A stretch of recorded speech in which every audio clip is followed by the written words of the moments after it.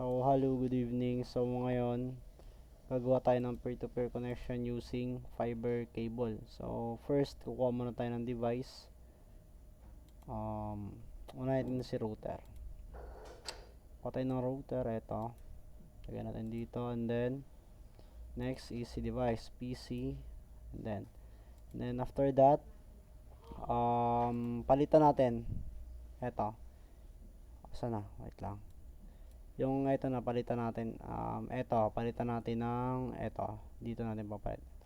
Patay muna natin yung power, and then tanggalin natin, lagyan natin dito, palit natin to. Yan. So after that, okay na yan. On ulit, pos X dito naman sa router, ganun din. Patayin muna ito, patayin.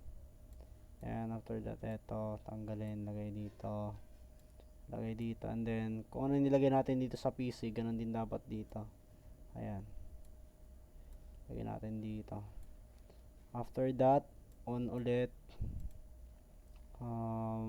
Ngayon, click natin yung config. Ayan.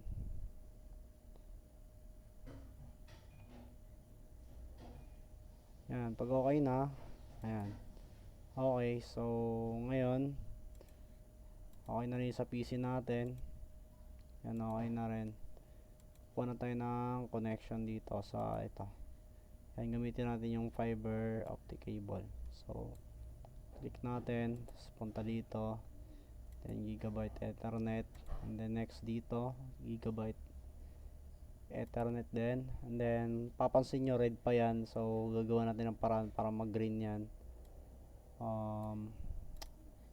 Dito siya sa config, tapos dito sa Ethernet. Ayan, naka-on naman na din, okay na dito. So doon na yung problema dito sa router natin. So click natin dito, and then on natin. Ayan, nag-green na siya. So mapapansin nyo, no, wala siyang IP address. Yan, wala siyang IP address. Lalagyan natin ng IP address yan. Ito si PC. Dito, punta tayo dito. Yan, lagyan natin ng IP address.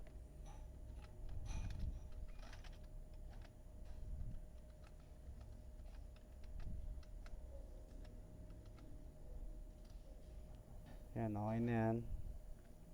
For that X ulit. So ayan, pakikita nyo may IP address na siya. And then dito, i-call natin yung IP address na yan, nilagay natin para magkaroon sila ng connection.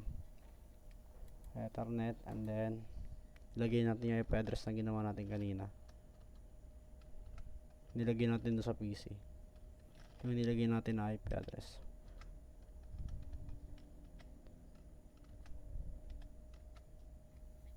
So ayan, after that tab, ayan, okay na. So yun lang yung peer-to-peer connection using fiber optic cable. Okay, thank you.